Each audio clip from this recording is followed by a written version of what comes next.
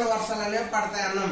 అలాగే వాతావరణంలో ఉన్నటువంటి పైన ఉన్నటువంటి ఓజోన్ పొర ఏర్పడడానికి కారణమైన వాయువు ఏది? ఆక్సిజన్. ఎక్కువ ఆక్సిజన్ అణువులు ఎలా మారుతాయన్నాం? ఆక్సిజన్ అణువులు పైకి వెళ్ళి ఎలా మారుతాయి?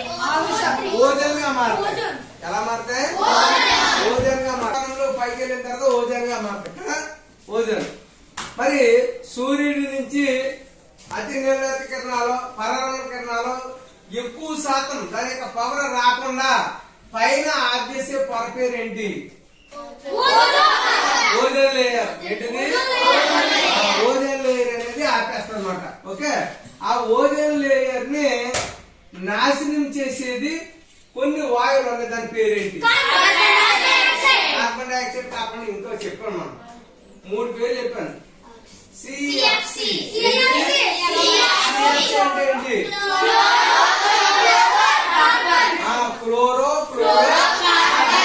ఈ క్లోరోఫ్లోరో కార్బన్స్ అనేటువంటిదే ఈ వాతావరణం ఓజోన్ పొరనే నాశనం చేస్తాయి. ఆ క్లోరోఫ్లోరో కార్బన్స్ అనేటువంటివి అలా అర్థమైందా? అలాగే ఈ క్లోరోఫ్లోరో కార్బన్స్ అనేటువంటివి ఎక్కడి నుంచి వస్తాయి? జెట్ విమానాల నుంచి, అలాగే ఏసీల నుంచి, ఫ్రిడ్జ్ల నుంచి, ఇలాంటి వాయువులన్నీ కూడా పైకి వెళ్ళి ఓజోన్ పొర నాశనం అయిపోవడం అనేది జరుగుతూ ఉంటది అన్నమాట. అర్థమైందా? అలాగే ఫ్యాక్టరీ నుంచి వచ్చేటువంటి పొగ, ఈ ఫ్యాక్టరీ నుంచి వచ్చే పొగ కానీ, ఈ వాహనాల నుంచి వచ్చేటువంటి పొగలో కానీ ఏ వాయువులు ఉంటాయి? Carbon dioxide, sulphur dioxide, nitric dioxide ఎక్కువగా ఉంటాయి అన్నమాట. అర్థమైందా?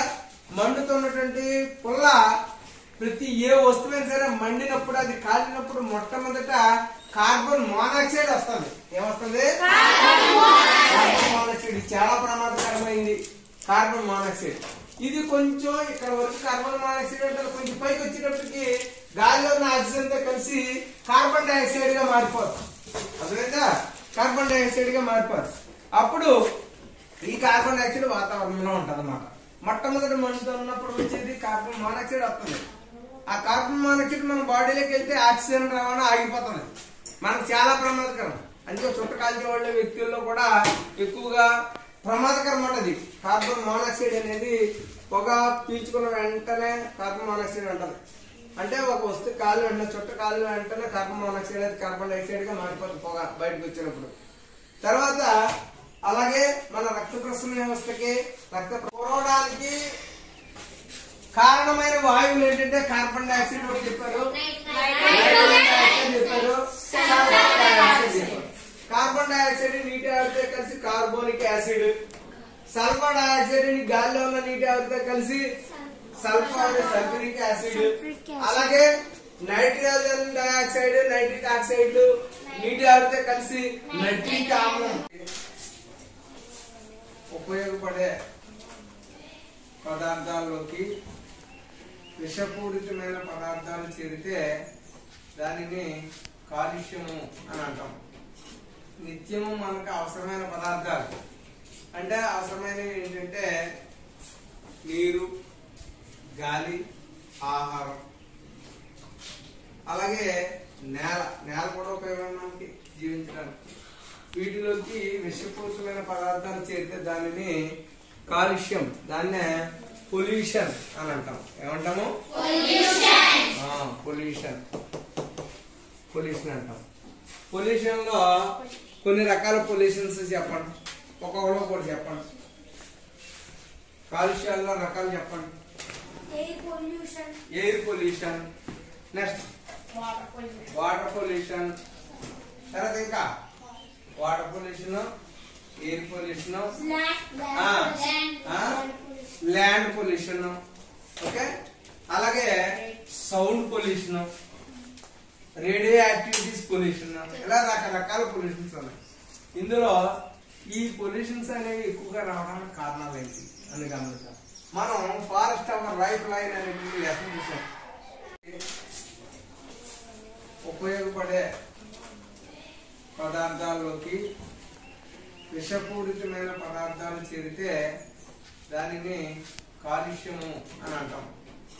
నిత్యము మనకు అవసరమైన పదార్థాలు అంటే అవసరమైనవి ఏంటంటే నీరు, గాలి, ఆహారం.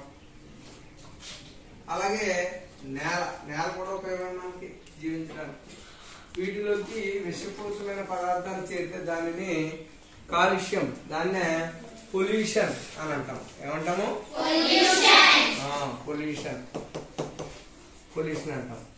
పొల్యూషన్ లో కొన్ని రకాల పొల్యూషన్స్ చెప్పండి, ఒక్కొక్కరు కూడా చెప్పండి.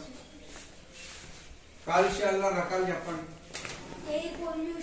Air pollution, next water pollution, తర్వాత ఇంకా water pollution, air pollution, land pollution, okay. అలాగే sound pollution, radio activities pollution, ఇలా రకరకాల పొల్యూషన్స్ ఉన్నాయి. ఇందులో ఈ పొల్యూషన్స్ అనేవి ఎక్కువగా రావడానికి కారణాలు ఏంటి అని గమనించాం. మనం ఫారెస్ట్ అవర్ లైఫ్ లైన్ అనేది లెసన్ చూసాం.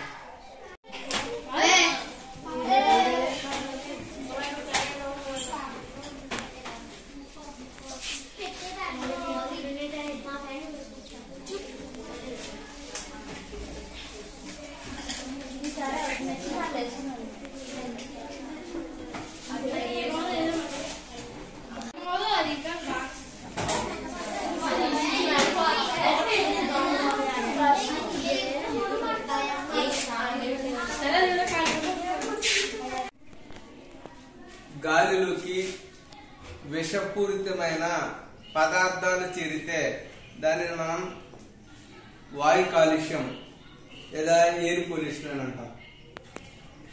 అంటే మనం పీల్చుకునేటువంటి గాలిలోకి అనేక రకమైన విషపూరితమైన పదార్థాలు కలిసినాయి.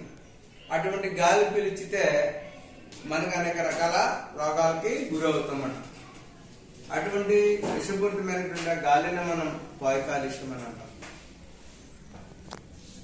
అలాగే జల కాలుష్యం, మనం తాగే వాటర్లోకి విషపూరితమైన పదార్థాలు చేరితే దాన్ని వాటర్ పొల్యూషన్ అంటాం. అలాగే ల్యాండ్ పొల్యూషన్, సౌండ్ పొల్యూషన్, ఇలా రకరకాల పొల్యూషన్. ఇందులో మనం ఎయిర్ పొల్యూషన్ గురించి మనం చూస్తాం. ఎయిర్లోకి, ఎయిర్ అనేది గమనిస్తే అనేక గ్యాసెస్ యొక్క కలయిక. అంటే ఎయిర్ లో అనేక రకాల వాయువులు ఉంటాయి. ఆ వాయువులలో అతి ముఖ్యమైనవి మనం మూడే చెప్పుకుంటాం. ఆక్సిజన్, అలాగే కార్బన్ డైఆక్సైడ్, నైట్రోజన్, ఇవి చెప్పుకుంటాం ముఖ్యమైన ఈ మూడు. ఇవి కాక hydrogen, helium, organ, krypton, xenon, Radeon, ఇలా రకరకాల చాలా రకాల వాయువులు ఉంటాయి. కానీ ఈ మూడే ముఖ్యమైనవి మనం చెప్పుకుంటాం. ఈ మూడింట్లో ఇక్కడ నైట్రోజన్, ఆక్సిజన్ ఈ రెండు కలిపితే 99% ఉంటాయి. అలాగే కార్బన్ డైఆక్సైడ్ 0.03% ఉంటుంది. 0.03 నుంచి 0.04% ఉంటుంది. అలాగే ఆక్సిజన్ 21%, నైట్రోజన్ 78%, కార్బన్ డైఆక్సైడ్ 0.03 నుంచి 0.04% ఉంటుంది. ఇవి మన గాలిలో ఉన్నటువంటి ముఖ్యమైన వాయువు గురించి చెప్పుకున్నాం. ఇందులో ఆక్సిజన్ గురించి మనం చూస్తాం. ఆక్సిజన్ అనేది మనకి ఎందుకు ఉపయోగపడుతుంది? ఆక్సిజన్ లేకపోతే మనం బ్రతకగలమా? చెప్పండి. ఆక్సిజన్ లేకపోతే మనం బ్రతకలేము. అందువల్ల ఆక్సిజన్ కావాలి. ఆక్సిజన్ లేకే కదా కరోనా సమయంలో చాలా మంది చనిపోయారు. మరి ఈ ఆక్సిజన్ ఎక్కడి నుంచి వస్తుంది మనకి? ఆక్సిజన్ ఎక్కడి నుంచి వస్తుంది మనకి చెప్పండి. మనకి గాలిలోకి ఆక్సిజన్ ఎక్కడి నుంచి వస్తుంది? చెట్ల నుంచి వస్తుంది. ఎక్కడి నుంచి వస్తుంది? అది క్లాస్ పెట్టండి రా. చెట్ల నుంచి వస్తుంది. మనం విడుదల చేసినటువంటి కార్బన్ డైఆక్సైడ్ ని ఆ ప్లాంట్స్ తీసుకుని మనకు ఉపయోగపడే, మనం బతకడానికి కావాల్సినటువంటి ఆక్సిజన్ మనకు రిలీజ్ చేస్తున్నాయి. మనం గాలిలో ఉన్నటువంటి ఆక్సిజన్ తీసుకుంటున్నాం. ఎక్కువ శాతం ఆక్సిజన్, గాలిలో ఉన్నటువంటి ఎక్కువ శాతం ఆక్సిజన్ ఎక్కడి నుంచి వస్తుంది తెలుసా? సముద్రాలలో ఉన్నటువంటి ఆల్గే నుంచి వస్తుంది, నాచుల నుంచి వస్తుంది ఎక్కువ శాతం ఆక్సిజన్. అర్థమైందా? సముద్రాలు లేకపోతే మనకు ఆక్సిజన్ పర్సెంటేజ్ తగ్గిపోదు. అందువల్ల మనం సముద్రాలను కూడా కాపాడాలి. అందువల్ల దానిలో ఆక్సిజన్ నీటిలో కరిగినట్టు ఆక్సిజన్ ఎక్కువ గాలిలోకి వస్తుంది. చేపలు ఉన్నాయనుకోండి, మనం గాలిలో ఉన్న ఆక్సిజన్ పీల్చుకుంటున్నాం. మరి నీటిలో ఉన్నటువంటి జలచరాలు ఉన్నాయి, వాటర్ యానిమల్స్, అవన్నీ కూడా నీటిలో చేపల నీటిలో కరిగిన ఆక్సిజన్ తీసుకుంటాయి. అర్థమైందా? నీటిలో కరిగినటువంటి ఆక్సిజన్ తీసుకుంటాయి. కొన్ని నేలలో ఉన్నటువంటి జంతువులు ఉంటాయి, కొన్ని భూమిలో బొర్రెలు చేసుకుని జీవిస్తూ ఉంటాయి. ఆ మట్టిలో ఉన్నటువంటి మట్టిలో కణాలకు మధ్యలో ఉన్నటువంటి ఆక్సిజన్ తీసుకుని అవి బతుకుతూ ఉంటాయి. ఆక్సిజన్ అనేది లేకపోతే భూమి మీద ఏ జీవరాశి కూడా బ్రతకదు. ఒక్కొక్క నిమిషం ఆఫ్ చేసి ఒక నిమిషం